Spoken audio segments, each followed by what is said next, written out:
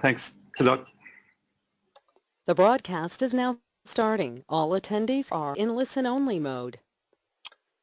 Good afternoon all, and thank you for attending the ITPA webinar on the 457 visa program and its future replacement. Given that it's a couple of minutes past 1 in Sydney, I will kick off. So just as a brief introduction, my name is Robert Hudson. So I have been a SAGEU and now ITPA member combined for 15 years, and I've been the president of SAGEU and then ITPA since 2012. I've worked in IT for 20 years and currently responsible for or partly responsible for one of Australia's largest IT installations. If you look me up on LinkedIn, you'll probably figure out where that is. I have technology certifications from a number of vendors, Cisco, Microsoft, VMware, EMC. I also have some non-technology certifications around project management, IT management, things like that. I qualified for the Masters of Networking and System Administration degree through Charles Sturt University in 2012 as well, same as when I became the president of SAGEU. And I am the ITPA founding president from July, it just says 2016, it's actually 2016, I do apologise for that slide. So, what's on the agenda for today? So, the first item on the agenda, aside from extraneous use of apostrophes, is the ITPA's stance on the use of skilled visas.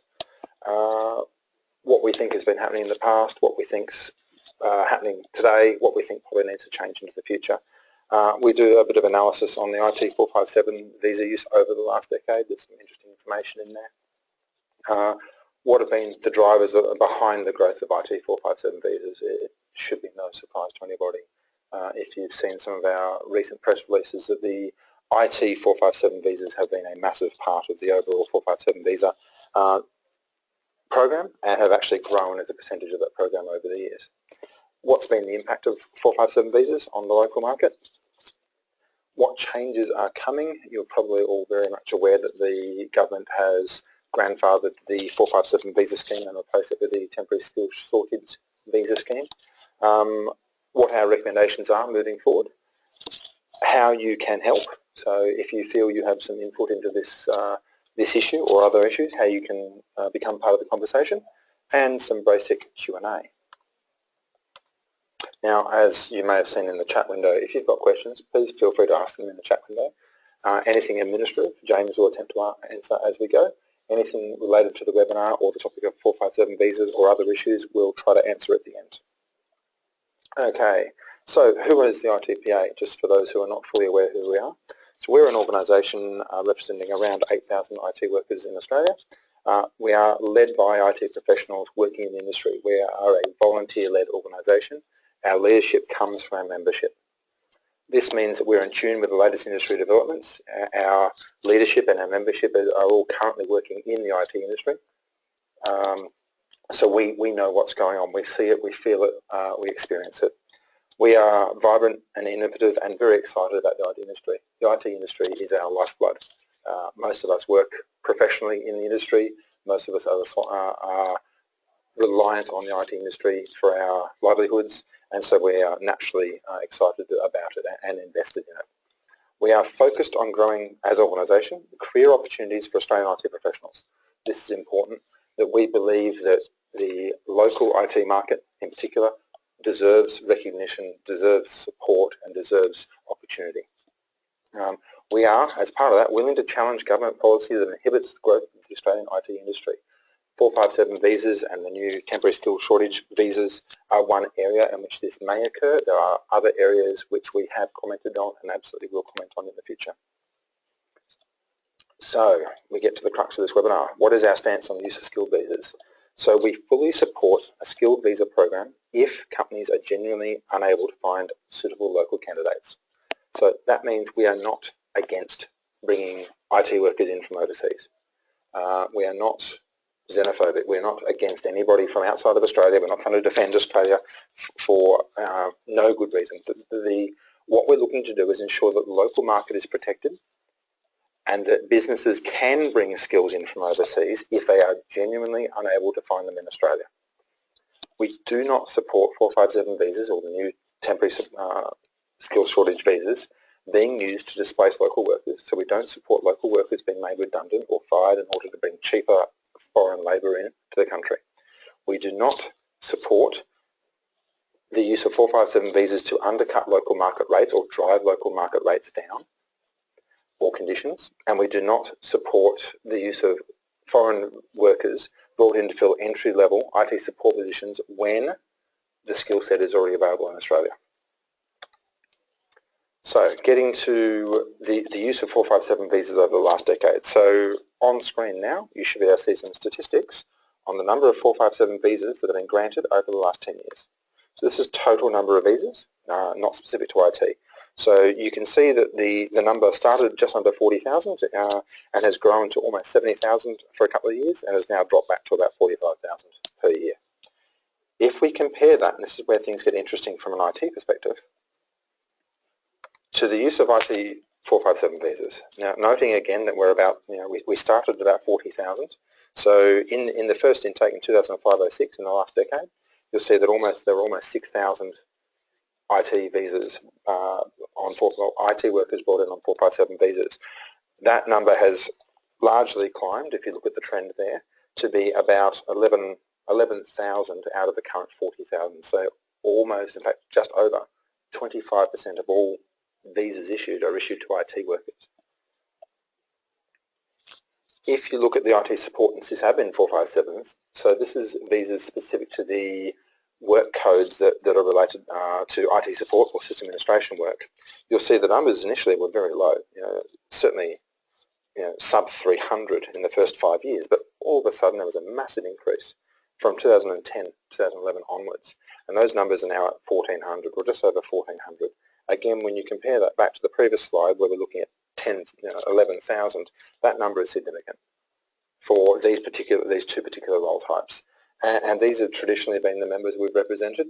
We absolutely represent all IT workers in Australia, but the issue in particular seems to impact on IT support and sysadmin roles.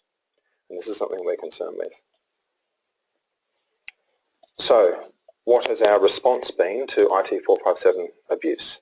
So we issued a press release a couple of weeks ago stating that we were concerned that 457 visa program was being abused, and we were seeking specific information around examples of that we could actually take to initially those who we thought were misusing the program, and if we didn't get appropriate responses from them, we're happy to name and shame people that we felt were abusing the system. We have, as part of our investigations, made a couple of freedom of information requests. So they were, as you can see, the text here of that freedom of information request is here. So we asked specifically for the number of 457 visas and some details of those visas that were issued around database and system administrators, computer network professionals, ICT support and test engineer and support technicians. We asked for what were the details of the roles. So when 457 visas were granted, what were the roles that were filled? What wages are being paid in those roles? What market testing, and we wanted to see examples of this, what market testing was done to prove that local workers were not available to fill the roles. As we said, we are concerned, and we have concerns that the 457 visa program in the past has been used to bring foreign workers into the exclusion of local workers who were available to take the roles. And we are looking for evidence that that is not occurring. And also the names of companies that have been granted 457 visas under those unit groups. The idea here is to collect some very specific data around the granting of 457 visas to ensure that appropriate local market testing has taken place and where it has not, where the rules have not been met, to highlight this. So what are some of the drivers been around the growth of IT 457 visas? In our opinion, certainly that one way, one of the reasons that they've increased and they've been used is that a 457 visa was a pathway to permanent residency. Noting that the net immigration growth of IT, so that's the number of people coming into the country, minus the people leaving the country who work in IT, in 2014-2015 was 19,600, or around 20,000 workers. And when you consider the ICT or the IT market in Australia is deemed to be around 600,000, it's not a massive percentage, but it's not insignificant either. Another driver that we feel is there is it gives some businesses an ability to undercut their competitors through cost savings. So if you can bring somebody into the country working in a role at a lower rate because you brought them on a 457 visa, and the 457 market testing was done at $59,600 per year as a salary. If you could bring somebody in and you're at a lower rate than your competitor, then you were saving costs and you were driving or creating yourself a market advantage through doing that. The impact of 457 visas. Now, this is certainly, there's multiple aspects to this. Certainly, local workers were being displaced or not being hired. So there are a number of currently anecdotal examples that we have of Australian IT professionals who were made redundant or unable to find work because, and their feeling was that they were either being displaced by lower paid workers or that lower paid workers were brought in preference to them. Workers who were possibly not seeking the same market pay and conditions that they were for equitable skill sets. There were some other issues around IT graduates. So people who are graduating from IT courses at university, so graduate degrees, unable to get entry-level IT roles, support roles, low-level sysadmin or development roles, because those roles are already being filled by people who are coming in under the 457 visa scheme and being paid less money. As a result of this, the IT courses at university, IT as a profession through university is a bit on the nose as a career option. Enrolments are down by up to 50%, and as noted here, there's not a single standalone IT faculty left in Australian universities anymore. The IT faculties which used to stand alone have been merged into other faculties because the number of students coming through those faculties has been reduced. There is also a long-term impact. The concern here is that if we're not educating IT workers locally because the market is not there for graduates, if we are constantly importing workers into these roles to fill them, then we're going to end up as a country which has a total reliance on imported skills. Now, this is a concern in an economy which has already walked away from mining and manufacturing, where the government is pushing the innovations boom, that skilled workers in technology are one of our current greatest assets, and we risk losing that as a market and as a country in a ever-globalising environment.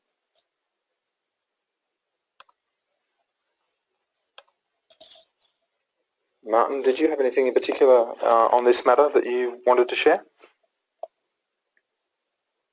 Yes, Robert, just on the IT graduates unable to get entry-level positions.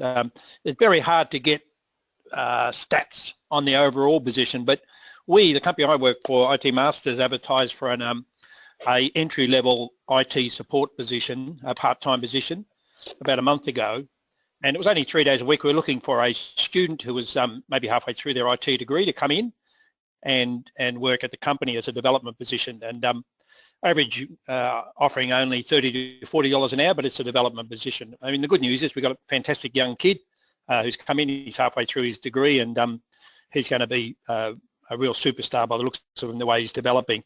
But the interesting part is we had 235 applications for the position, and over the half of them were already qualified, most with, a lot of them with master level IT degrees, and half of those again had experience. And what we're hearing from these people and why the hell they were applying for a part-time, you know, starter development position was they couldn't get jobs. They couldn't even get interviews. There was just no jobs for IT support, and this is the traditional, you know, entry level into the industry. And if we're closing that off, as it says down the bottom, the long-term impact is it'll be like cars. We're going to import all our IT resources. That's what we were seeing. So thanks, Robert. That's just an example.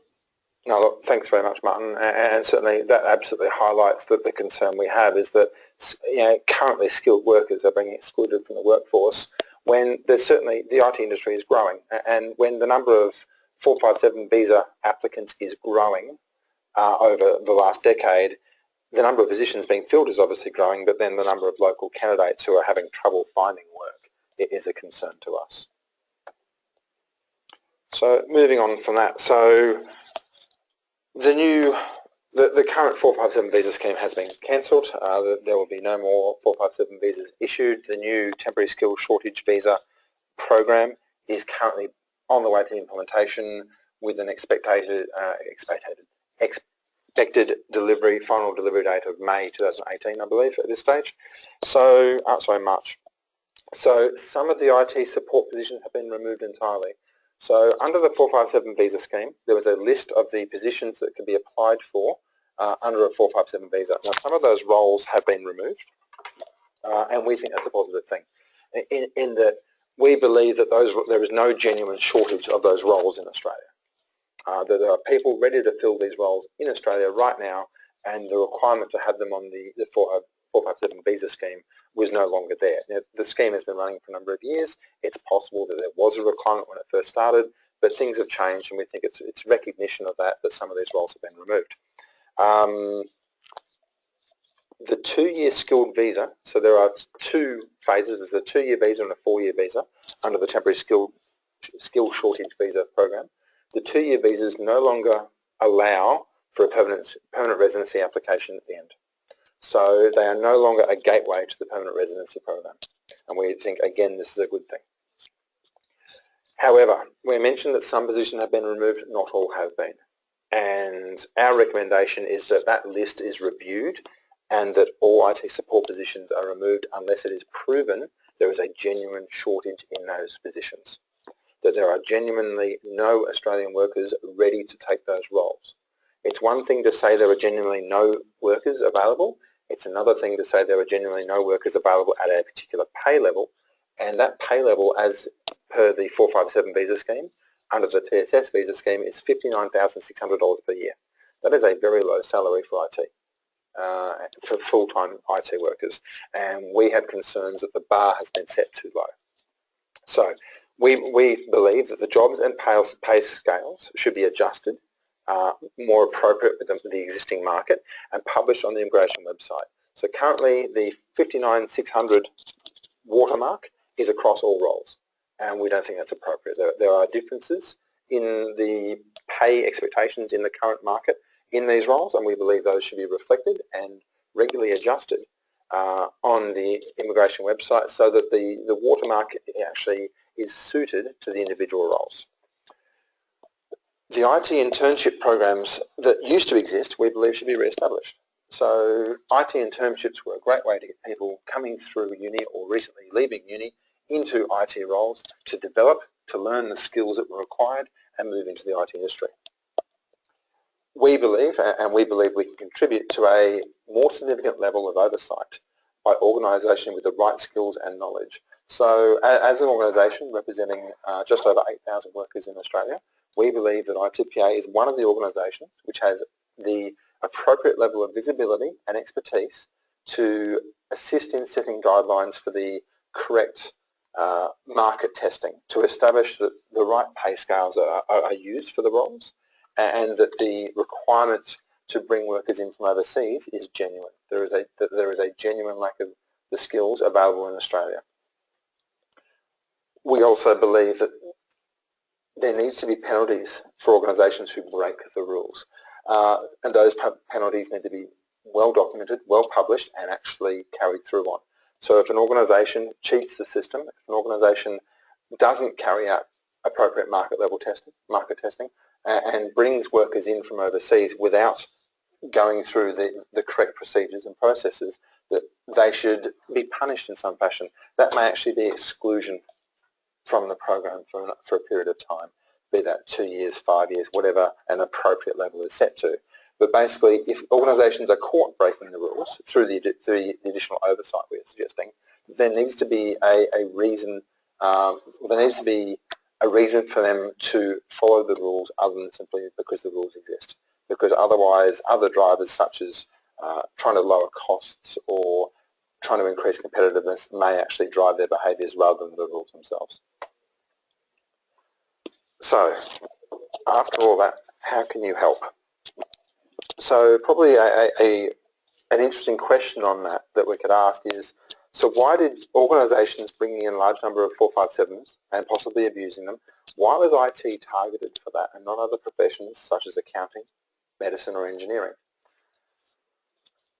A very good reason for that is probably around membership in representative bodies.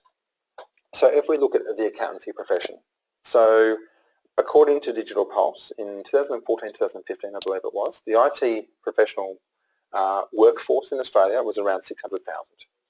For accountants, it was 193,000. So the IT workforce is just over 3 times as large as the accountancy workforce. So how many of those workers are members of membership associations or associations? So in IT, less than 30,000. That's the ACS plus others such as ITPA, or less than 5%. So of the entire industry, less than 5% of the industry is currently represented by membership associations in IT. When you look at accountants, they have an over 100% representation rate, which sounds odd, but you consider that some accountants are members of more than one association. So CPA, Chartered Practicing Accountants, is 130,000 members. Chartered Accountants is 61,000. So basically between those two alone, they have almost 100%. So of their market, they represent between those two organisations pretty much every single worker in that field.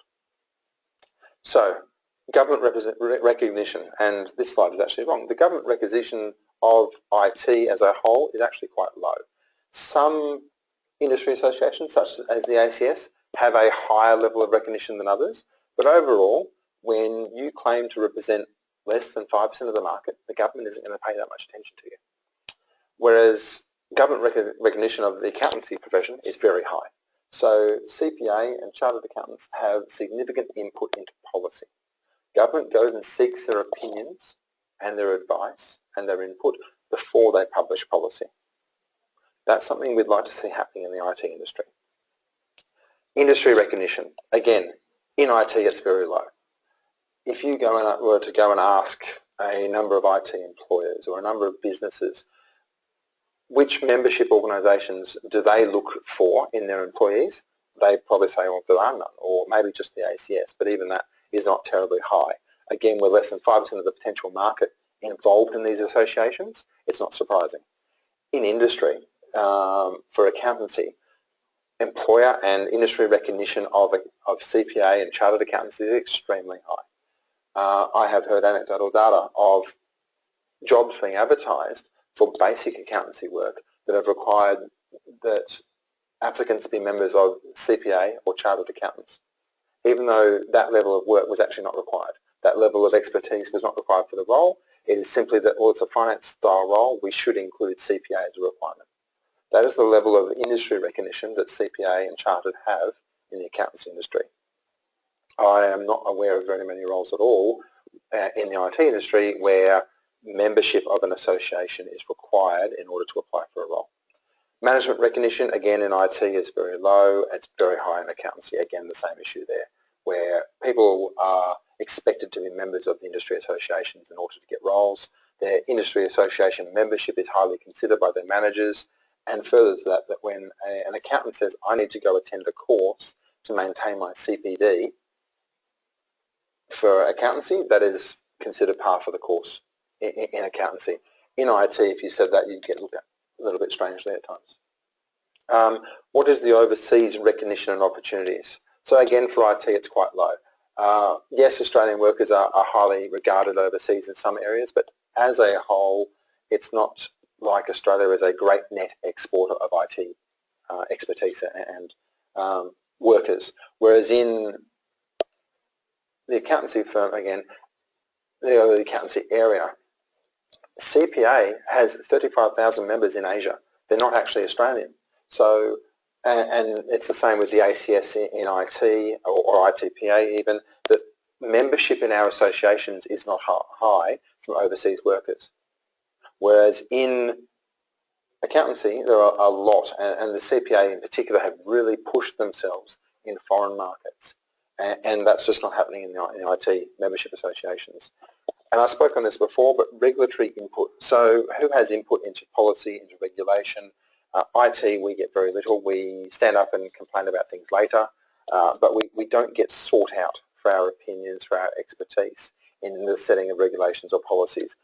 Accountants, absolutely. CPA, chartered, asked while policies are forming before they're written for their opinions. in IT we tend to get asked after the fact, or we have to stand up and say, we don't like that, we don't think that was right, or we think it was right, but that's an after the fact event. So Robert, I just dumped this Martin again. Just an example there, Robert, which I know is close to your heart, of regulatory.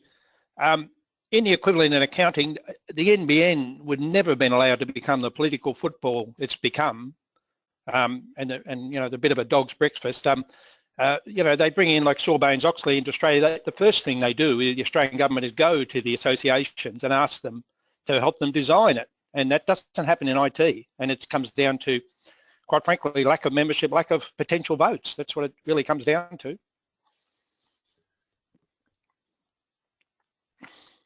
Yeah, thanks, Robert. No, thanks, Martin. No, I think that's a very good point. And again, that, you know, between CPA and chartered accountants, they represent 200,000 voters.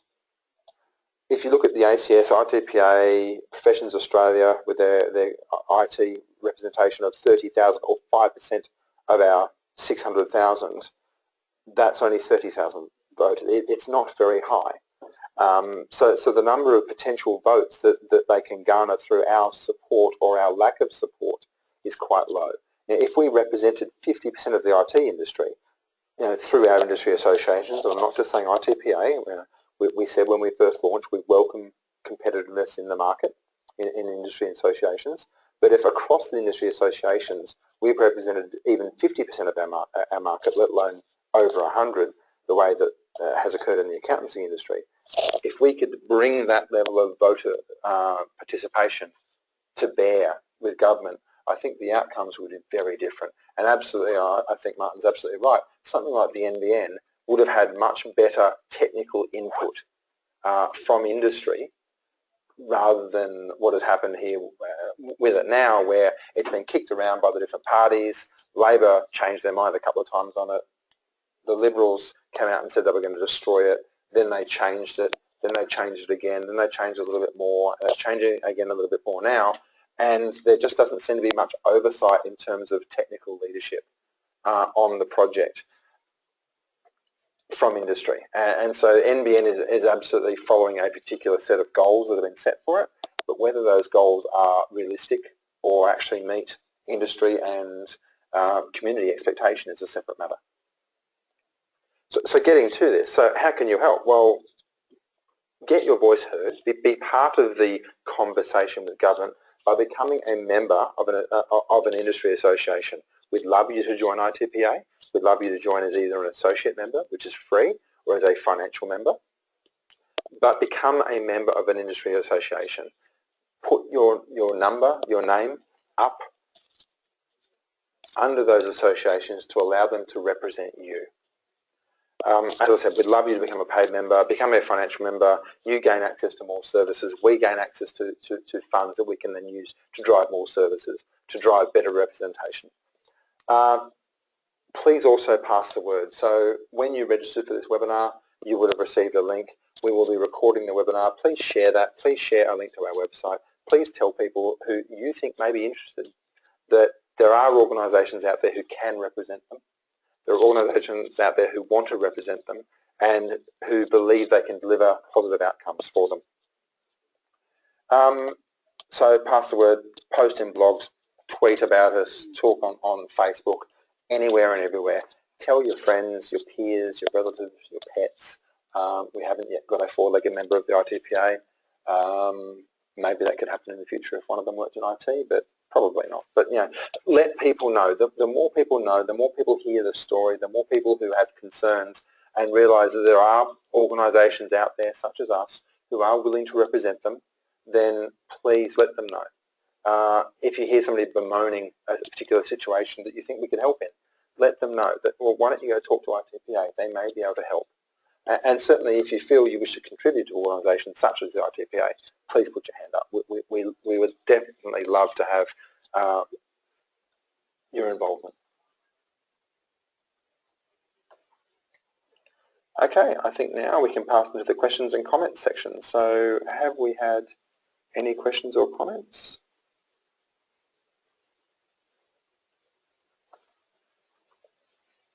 There's a comment here from Stephen Lennon saying that a comment that a lot of the low-level support is being offshored at the moment. That is true, and again, that is seeking commercial viability or increased commercial viability in a lot of cases.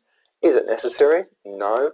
Does it deliver outcomes that everybody's satisfied with? Probably not. Are those issues we're looking at? Yeah, certainly that's an issue we're aware of, and the solution to that is a little bit trickier. An organisation has a right to source its services and its staff wherever it actually has offices.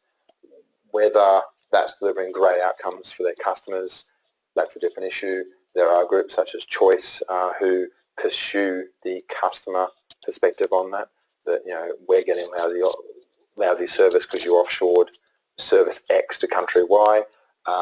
We certainly have made comment and will continue to make comment where we believe that Australian workers are being impacted by that. But at this stage, it's a separate issue to the 457 visa issue.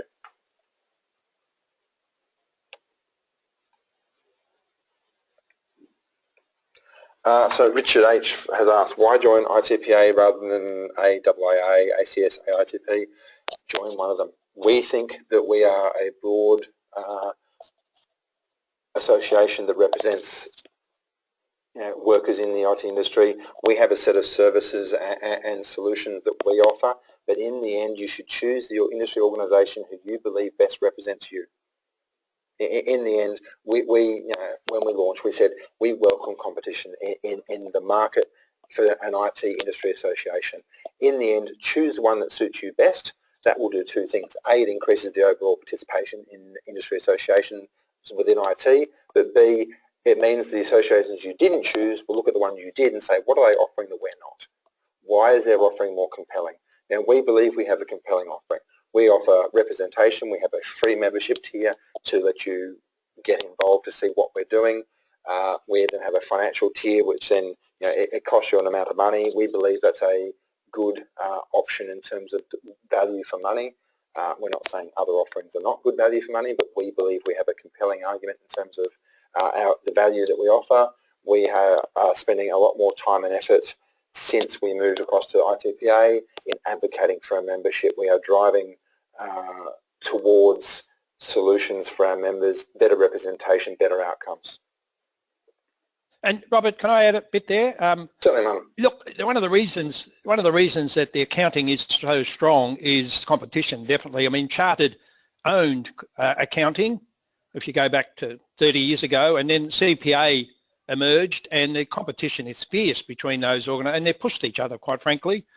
They certainly, CPA has pushed Chartered into all sorts of areas. They were quite elitist in the past and didn't have a great, huge membership, and they've had a massive impact. So to paraphrase Gordon Gecko, competition is good.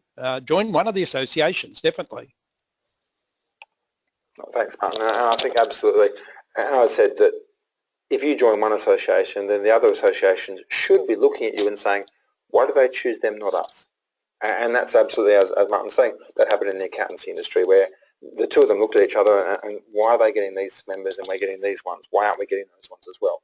And so that they've improved their offerings, and through that, as I said, they've achieved effectively over a 100% participation rate. We're at 5. Join any industry association. Become a member of any one of them. You'll improve the situation for yourself and the industry as a whole. Choose the one that's right for you. As I said, we believe we have a compelling offering in terms of what you get for what you pay.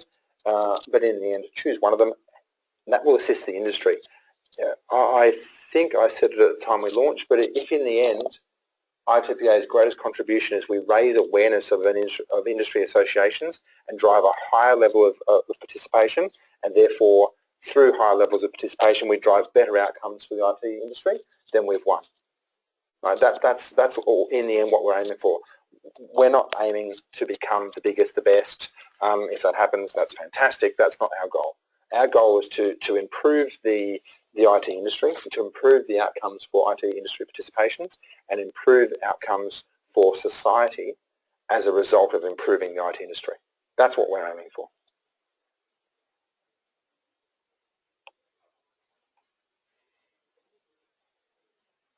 Outsourcing, so a question's been raised around large institutions outsourcing their IT work and what impact does that have on 457 visas? Well, that depends where those outsourcers are sourcing their workers from.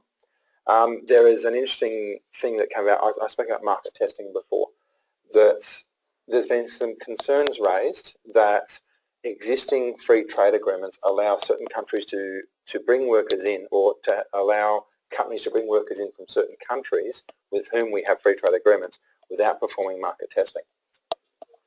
There are some countries that are looking at signing new FTAs with in the near future. Great Britain, China, India are three of the key ones at the moment. They are also three of the key contributors to our 457 visa numbers over recent times. And there has been some concerns raised that if market testing is omitted from those countries by the free trade agreements, that will effectively remove any teeth that the new visa scheme has. We would certainly welcome those free trade agreements not including the removal of market testing. The Federal Labor Party have indicated they have a similar proposal that although they have supported existing free trade agreements that do have market testing not required, they would not support that provision in future free trade agreements, and that's a position we would support as well. In the end, it doesn't matter who the employer is. If they're employing people in Australia, they should be testing the market fairly to ensure that there is a genuine shortage of workers for that role in the country before they bring people in from overseas. If there is a genuine shortage, we fully support bringing workers in. Having workers come into the country who bring skills that we don't have is a great thing for the industry, because it allows those skills to be brought into the country, and then those skills can flourish through sharing of knowledge, things like that. And if there's a genuine requirement for it, that also means that training in those areas will possibly increase. And certainly the temporary skill shortage visa program is designed to allocate money to training local workers in areas where workers are being brought in from overseas to ensure that there is a local market availability. It's one of the reasons why the TSS visa scheme has 2 and 4 years only on it. Is the idea is that there is a temporary skill shortage, and that skill shortage should be remediated through training, but in the interim, skills are allowed to be brought into the country. Why are only entry-level IT positions being targeted for no support? In general, it's entry-level positions, low-level positions that tend to be successful in terms of bringing workers in on low levels of pay. It's also where we believe there is a lower shortage of local workers available. The shortage of local workers is not really as big as has been made out in the past. When you start moving into higher level roles, the skill sets vary, they define, experience becomes a major player in that. And again, we know there are genuine shortages in some areas and not shortages in others, but overseas markets tend to pay more equitably as you move up the salary chain. So where you might have lower level workers in some foreign countries work on comparatively low salaries to Australia, as you move up through seniority and through pay levels, the pay levels tend to close, the gaps tend to close. So the issue isn't as large at the high end of town, to use that term, because pay levels at the high end of town across multiple countries have tended to equalise through globalisation. Yeah, Robert, that's Martin again. Just to add to that, what we definitely don't want to have happen, and we've seen instances of this, is even high-level positions being offered at well below market rates, and knowing they can get someone from overseas with the experience required to come into those positions. Yeah, but you can't remove them totally, because there is legitimate cases where companies need the flexibility to do it. What we need is more transparency. We need to be able to see details of what jobs are being filled and how much they're being paid, and we can't see that currently. It's no, absolutely. Yeah, it's about genuine skill shortages being temporarily filled while local training is made available. And so if there's a role that simply does not exist currently in Australia, therefore there's nobody with the experience to fill that role, then yes, of course, the chances are that somebody with the right experience will only be found overseas. We have no concerns with that. The concerns we have are where the skill set is available locally. It's just at a price that somebody would rather pay less than if they can at all do so, and that's not right. That means you've got people who have grown up, been educated, have experience in a particular industry, a particular field, and then are unable to get jobs here because they're being filled from overseas at lower rates. That's not the reason the 457 visa or the temporary skill shortage visa programs were created. The idea is that there is meant to be a genuine gap in the market in terms of local skill set. Sam has asked, when will the slides be available on the web? We will publish them probably today or tomorrow at the latest, I would suggest, Sam. So some people mentioned they've become members of various organisations. That they were offering things like Platinum Amex with no annual charge. We don't offer that currently. That is absolutely something we could potentially offer in the future. We are looking at expanding our membership benefits. However, I would like to politely suggest that trying to get a membership benefit out of the organisation should not be your primary reason for joining. Great, if you get it, that's fantastic. Can it cover the cost of membership? Almost certainly in some instances. But the benefit you gain out of membership in an industry association, the association should be delivering more than just financial benefit to you. They should be driving the industry forward. They should be representing you to government, to business. That's what you should be looking at as the primary reason, I would suggest, for joining an industry association. In the end, those add-ons and those membership benefits all form part of the decision process. I understand that. But I would hope they were not the primary driver for people to join industry associations. Do we have a governance and audit process to ensure that 457 visas are not being abused? Not immediately on hand, no. We would like to form part of the process by which the governance processes were created. We believe we can provide significant and important input into that process and ensure that the TSS visa program, when it is finalised, meets current and future requirements and does so better than the 457 visa program did.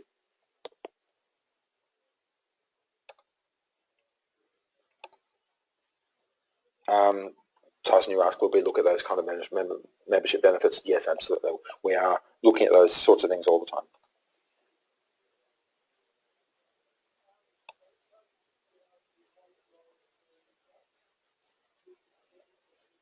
Sam, if you've asked if our FRA requests are not granted, well, certainly the first thing we will do is we will make sure people are aware that our FRA requests were not granted. The second thing, absolutely, if we gain concrete evidence of abuse of the 457 visa program, we will publish that information. Absolutely. We have no qualms with doing that. If somebody has been abusing the system and we have solid proof of that, then we are more than happy to share that proof with industry, with the public. Absolutely. We have no qualms with that.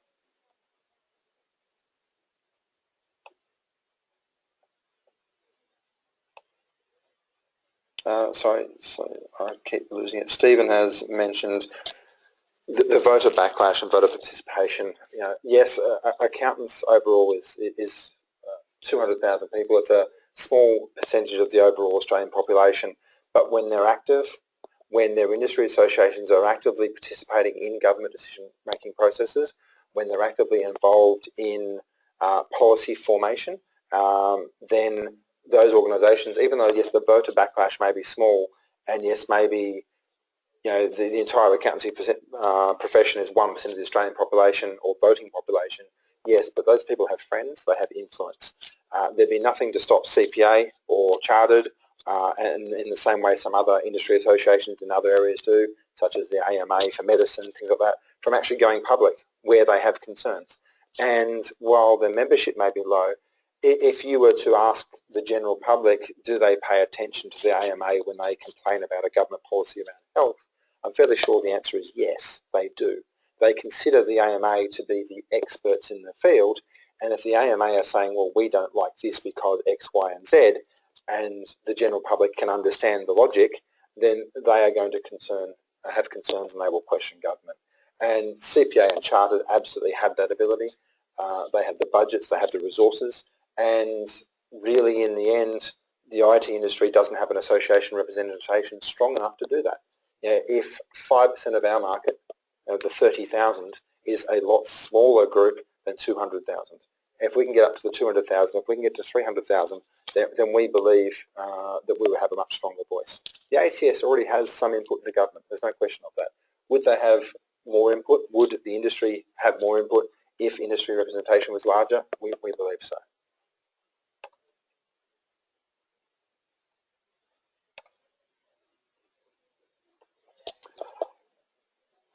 Sam's asked why are stories about us not yet in the mainstream media. They are becoming so. AFR have published a couple of articles referencing us. SMH published something recently. We recently, unfortunately, missed out on a through timing on a story with one of the major TV networks. We are starting to gain visibility or become more visible with the general public. That is an active process that we are working on, Sam. So we're hoping to drive that further. But again, one of the reasons we struggle is that our industry representation is so small. And that if we represented 10,000, 20,000, 30,000 members, then again media would pay more attention to us. So that's something we are working towards. It doesn't mean our opinions are any better or any different or any stronger. It just means we have more voices behind them, and that's something we're driving toward.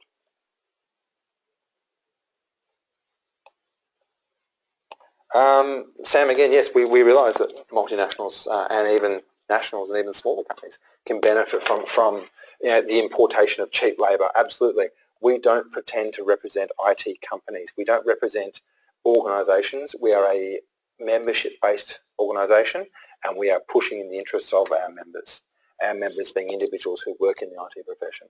And it is against, we believe, our members' interests to have people being hired from overseas into roles where the skills do exist in Australia, but a company hiring somebody into that role would have to pay more for a local than they would for somebody from overseas.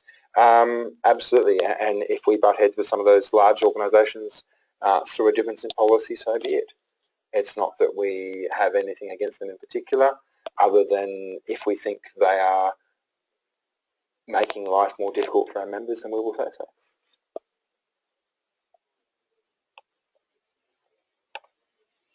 Stephen, we're not a union. We don't pretend to be a union. We're not seeking union status. We're a representative organisation. There are some subtle but important differences. We're certainly not, as many unions are, aligned with any particular political leaning. In the end, we will represent our members as best we can. We'll provide our members with benefits as best we can. And hopefully, as I said, that our goal, and if you go to our website, you'll see that put down quite clearly, our goal is to overall improve the provision of IT services to the community and to society, and overall strengthen society and community through that path.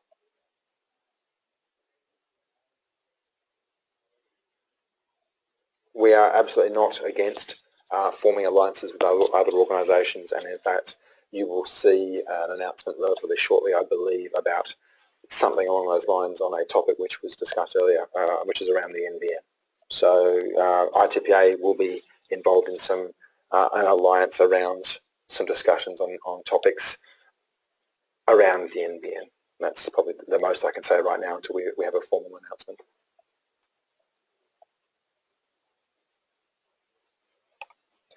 Any other questions? Because it is getting on to about 10 to 2, and we probably need to draw this to a close by about 2, I think would be reasonable. Yeah, no, sorry, Steve. Yeah, I just wanted to, I understand you weren't saying we're a union. I wanted to make that clear to some other people as well, as that's not what we're trying to be.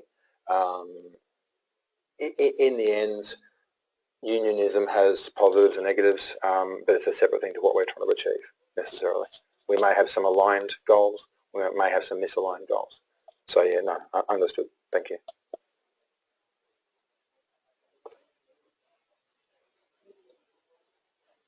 Any other questions? happy to save you all 10 minutes of your Wednesday if you would like. So if there's no more questions, I'll give it another minute just in case somebody is putting something together. But otherwise, thank you for your attendance. We appreciate it. Appreciate the time that the fact you've taken some of your time on a Wednesday at lunch to listen to what we have to say and to start a discussion. We are more than happy to continue the discussion outside of this webinar. We have social media presence on LinkedIn, Facebook, Twitter. We have our website. You can email us, call us. If you've received our press releases, you would have probably my contact details and those of Martin Hale. You also have the contact details of our partner who does our media releases for us. We are more than happy to discuss any of these issues. Yep, Sam, absolutely. We will definitely tweet that. We tweeted the webinar a little bit late, I believe, and I do apologise for that, but certainly it was advertised through other means. Glad to know you're following us. Thanks, Sam. No, more than happy to spend the time, Steve. This is what we're driving towards, better representation of our members' interests, and we have some concerns around both the 457 visa scheme and now the new temporary skill shortage scheme, that they may not adequately protect the local industry, and we want to make sure that's occurring. Yes, Robert, Smart, and just a final comment about it. It will have already had a big impact. The removal of the PR addition. This was an extremely attractive way to come to Australia. I mean, just come for 2 years, work in a low-level IT support position, and you're virtually guaranteed permanent residency. And that's why we saw that enormous growth. And it would have been just the tip of the iceberg of what was coming. So this will have an impact already, the new scheme, but it can get better. So we'll keep working on it, keep pressuring to improve the scheme, and particularly the transparency of the scheme going forward. And finally, just thank you to Robert. He's, like all of us, a total volunteer. He actually has a paid job. I've no idea how he manages to fit all the ITPA stuff in. So thanks again, and bear in mind we may not get back to you straight away, and that's because we're actually doing our paid job at the time. Yeah, that's a good point. Please do feel free to contact us. Our responses can be a little delayed at times because we are volunteers. We have other jobs, we have other things. I have a job, I have a family, I have a cat, I have a renovation, I have sport, and I have other things I like to do in my own free time as well. So ITPA is an important part of what I do and who I am. I'm proud to be involved in ITPA, but yeah, it's not my 24/7 primary responsibility. Elizabeth, please, if people haven't heard of us, point them to us. Let them know who we are. Send them, again, I'm happy to receive emails, so my email address is president@itpa.org.au. We also have an info@itpa.org.au email address as well. We are happy to receive questions. I do attempt, and I'm largely successful, to respond to everything we receive.